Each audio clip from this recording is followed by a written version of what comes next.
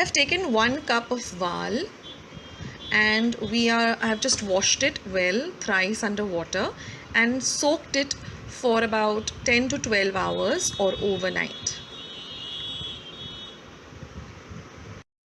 Then we're going to drain out all the water and leave it again for 10 to 12 hours or overnight till it sprouts.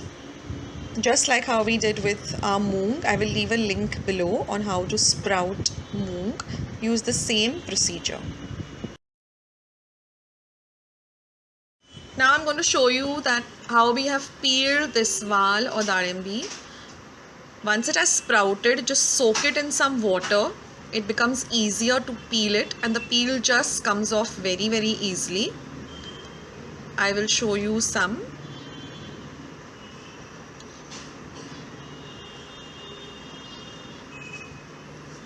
So in this way you can just prep it and keep it ready for our recipe.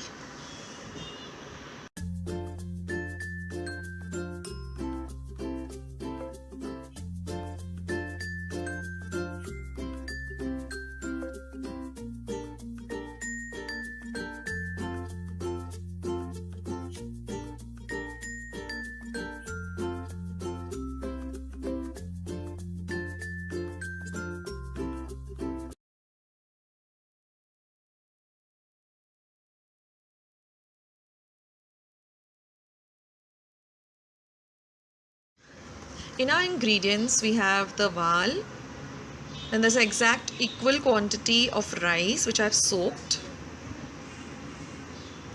ginger garlic paste, about 1 tablespoon. This is coconut, 2 tablespoons of coconut with 1 teaspoon of cumin seeds or jeera ground, 1 medium sized onion chopped, some curry leaves, about 5 to 6, half a teaspoon of hing or asafoetida, half a teaspoon of mohri or mustard, some chili powder, half a teaspoon of turmeric or haldi powder. This is goda masala, and a little bit of jaggery or gur, some salt to taste.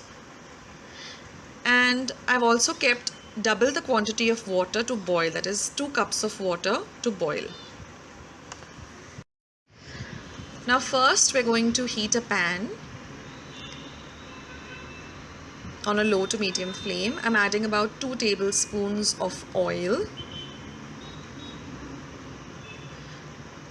Once our oil gets heated up,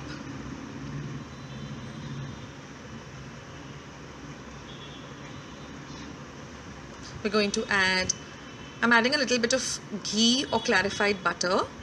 It gives a nice flavor to the rice.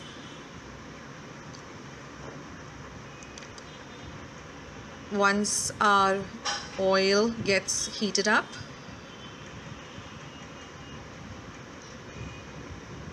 we're going to add half a teaspoon of mustard seeds or mohri or rye.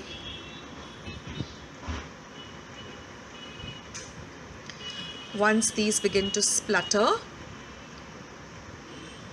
we'll add half a teaspoon of hing or asafoetida,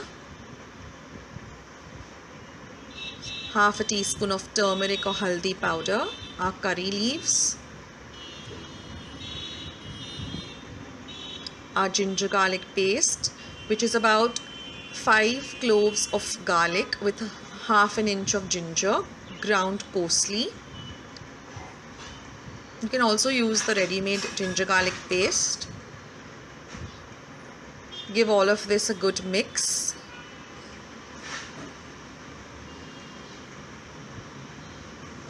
Now we're going to add our onion, which is roughly chopped, 1 medium-sized onion.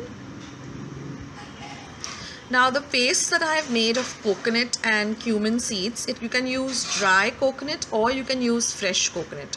About 2 tablespoons of coconut with about half a teaspoon of cumin seeds. Now we're going to add our sprouted and peeled val. Give all of this a very good mix.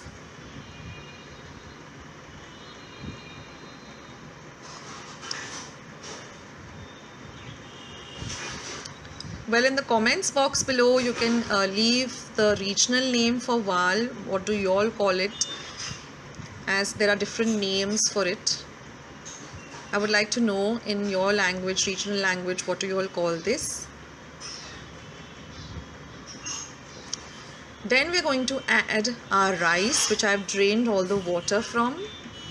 You can use basmati rice, you can use your regular cooking rice, whatever you prefer. Give all of this a very good mix again.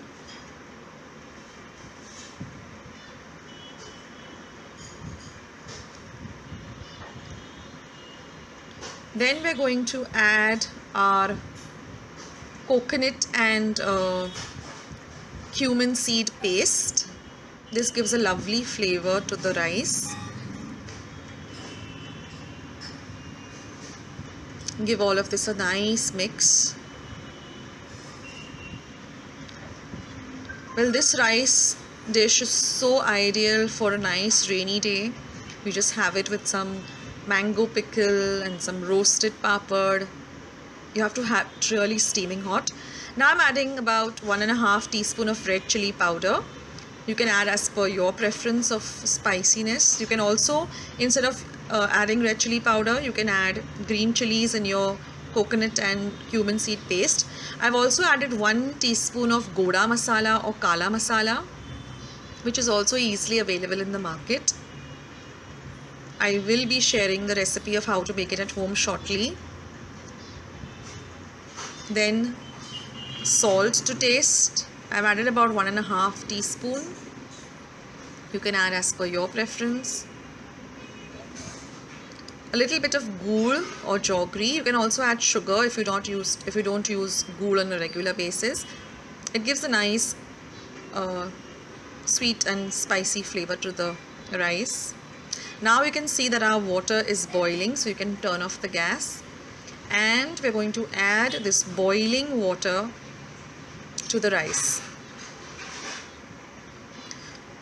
It's double the quantity of the rice always. Whenever you're making any pulao, remember the quantity of water is always double the quantity of rice. Now give everything a good mix. Let it come to a nice boil on a medium to high flame. And then we're going to cover it and cook it on a low to medium flame for about 10 minutes, 10 to 12 minutes till our rice is nicely done. So we're going to wait for the rice to come to a nice boil. It will happen immediately because we've added hot boiling water.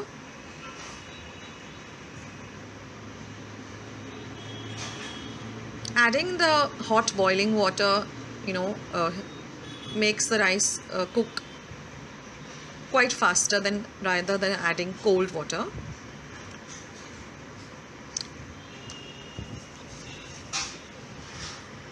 So I am boiling the water on a high flame, and we're going to lower the flame, cover it and cook. And after 15 minutes, you can switch off the flame and you can see that our vada khichadi or darimbi bhat is all ready. The aroma is just fabulous. The rice is cooked well, and now we're going to garnish it with some freshly chopped coriander leaves or cilantro or kothimbir. You can also add some freshly grated coconut. I'm just drizzling about 1 teaspoon of clarified butter or ghee. That is totally optional. And here, friends, your vada khichadi or dalimbi bhat is all ready. Let's start with today's beautiful recipe of stuffed capsicums. So here I've taken 4 medium-sized capsicums, washed them well. Now we're just going to cut off the top of the capsicum. Now you could use the top also just to decorate it by putting it on top once the dish is ready. So you can just de-seed it and set it aside.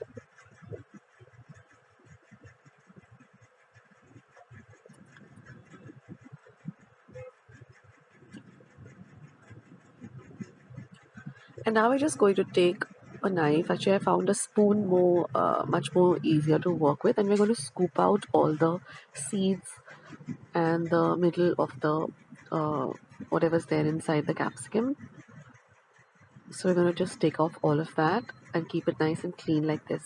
So you can use a spoon, it works better than a knife. So you can just scoop it out very gently.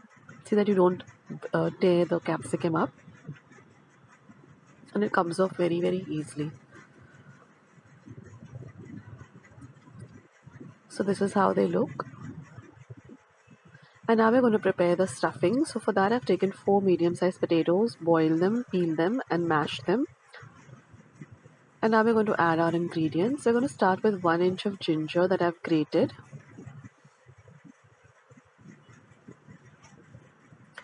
Next goes in the juice of half a lime. So about a tablespoon or so of lime juice.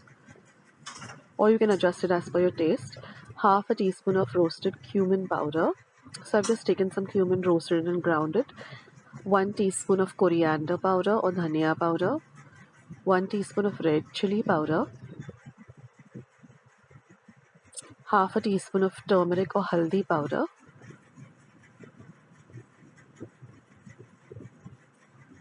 1 teaspoon of dry mango powder or amchur powder. Half a teaspoon of asafoetida or hing. This is about 4 tablespoons of roasted peanut powder. I'll leave a recipe linked of how I make my roasted peanut powder at home. Some salt to taste. And then some freshly chopped coriander, about a tablespoon or so. You can add it as per what you like. If you want to add some more, you can add some more.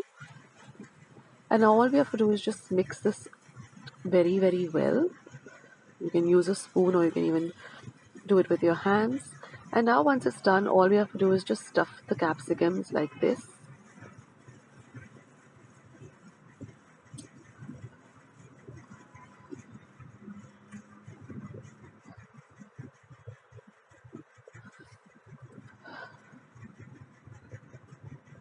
So stuff it up completely like this.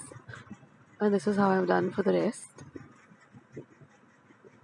This is a very easy recipe and it gets ready also very well. So you can have it, serve it as a starter, or you can even have it with some chapatis or puris or roti, or even as a side dish with some rice and dal.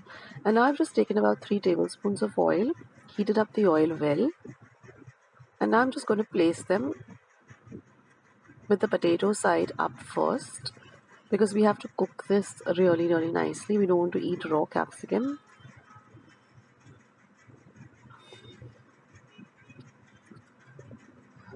And now I had 2 more capsicums, so altogether I had 6 capsicums so that I could finish up with the filling.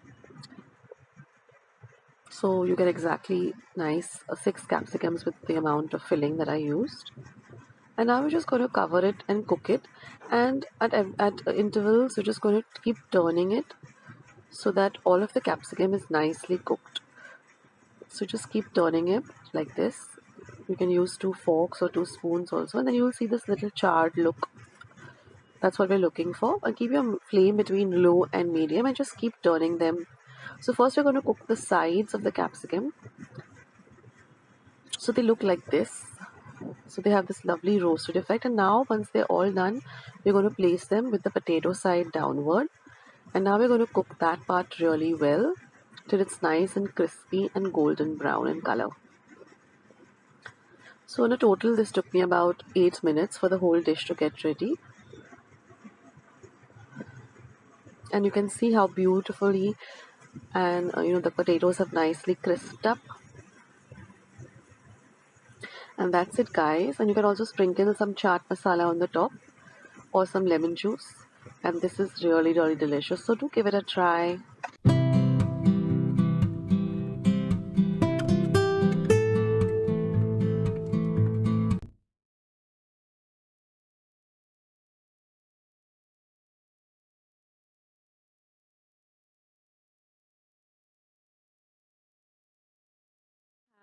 Half a cup of coriander leaves or dhania.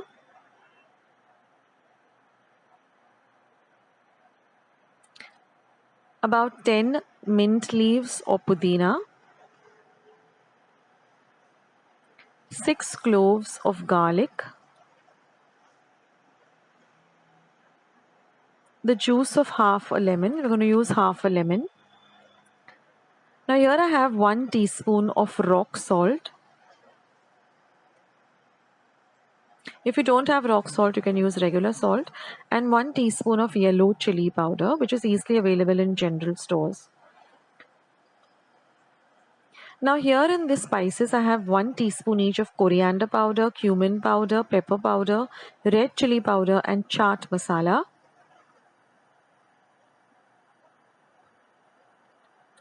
And half a teaspoon of garam masala, which is homemade. So I'll leave a link of how I made the garam masala at home. And here I have half a cup of medium-sized poha, which I've rinsed and just kept it in a colander. This is also a key ingredient for this aloo tikki. So these are all our ingredients right now that we require. And I'm going to put all these ingredients except for the poha into my mixer jar.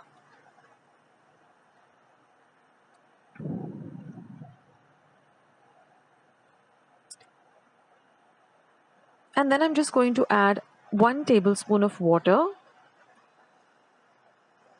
And we're going to grind this to a very fine paste. This is how your paste will look. Now I've taken a pan and heated it up and added 1 tablespoon of oil. So once the oil is nice and hot, I'm going to add this ground paste to the oil, as well as I'm going to add the poha to the oil, to the paste as well. And I'm going to fry these two ingredients really well together. That is the paste that we ground as well as the poha. So fry this for almost a minute on a low to medium flame.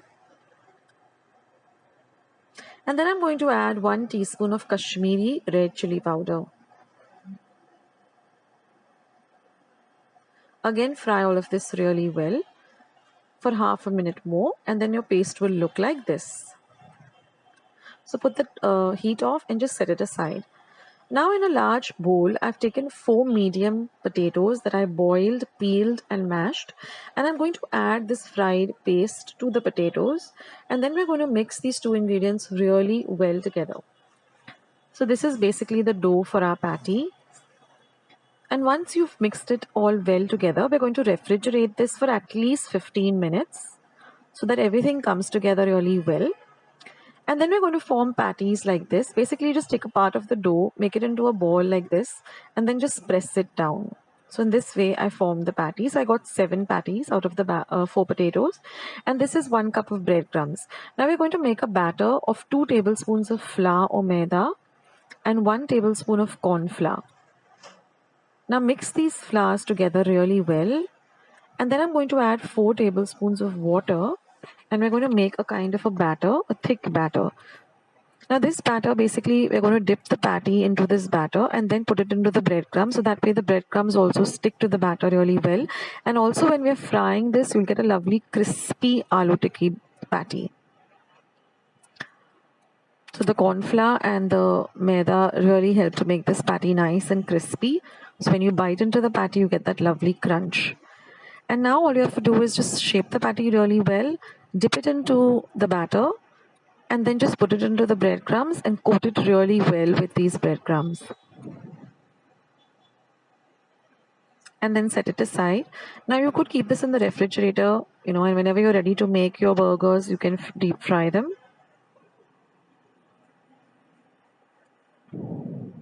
Now you'll have to deep fry these burgers for that extra crispy, aloo tikki patty kind of, if you want that particular taste. So I suggest that you do deep fry them, because shallow frying them will not really give you that crunch and the, actual taste of the aloo tikki. So now I'm just deep frying them on a low to medium flame in some oil till they're nice and golden brown and crispy. So take your time with the frying and don't overcrowd your pan. Just fry one patty at a time.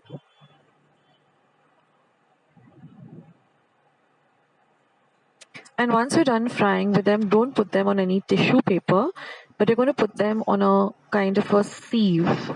So what I did is I took a big bowl and on top of it I've kept my sieve, my steel sieve. That way it won't become soggy, but it will retain the crispiness.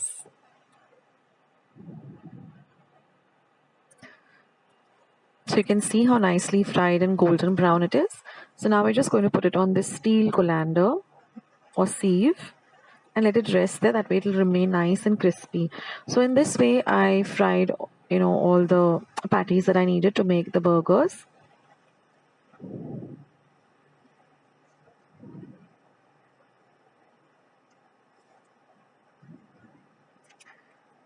And once they're done, you have your lovely aloo tikki patties all ready. And now I'll just show you how I assembled the burger.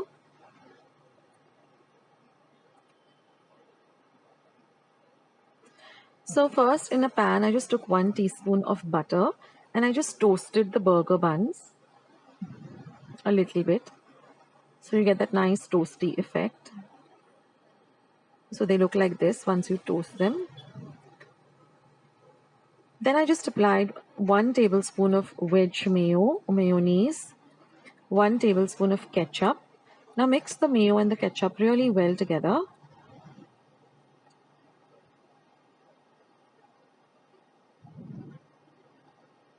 Next, you're going to place your aloo tikki patty.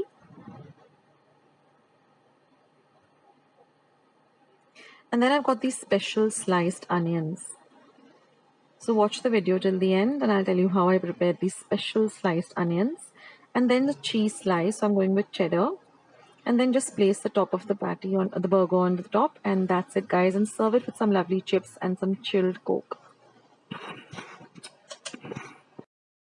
So friends, didn't you find the recipe was really easy and simple with ingredients that we generally have at home? So now I want to talk to you about the onions that I made for this burger, which makes this burger extra special and it tastes really good because of the onions too. Now what I did is I took 1 large onion, I washed it well, peeled it, and I sliced it into thins like you would for a biryani or to make the biryani onions. I slice them thin. Then you take a bowl of ice cold water, put this onions into it, put a few ice cubes into it, and put just about 1 tablespoon of vinegar. Mix all of this well and just refrigerate this for about 20 minutes. After that, when you're ready to make your burgers, just take off the onions, squeeze out all the water and put them in another bowl. And then use these onions with the burger. That just gives an extra flavor to this burger, and the onions also are very nice and crunchy if you do it this way. So I hope you like today's recipe and I hope you give it a try.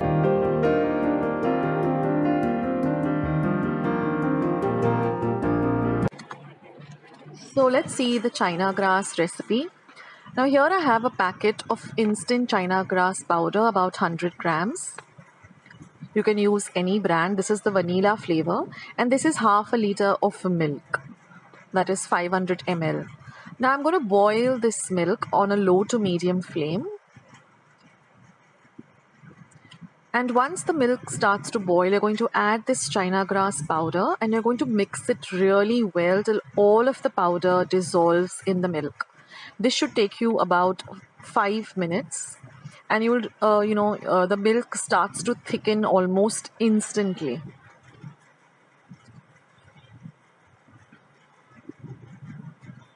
So keep stirring till everything dissolves.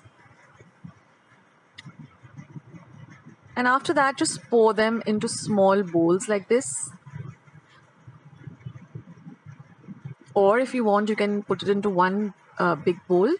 And now we just have to refrigerate this for 10 minutes. So this is a real good recipe if you have a surprise guest, or you just want to make something really quick.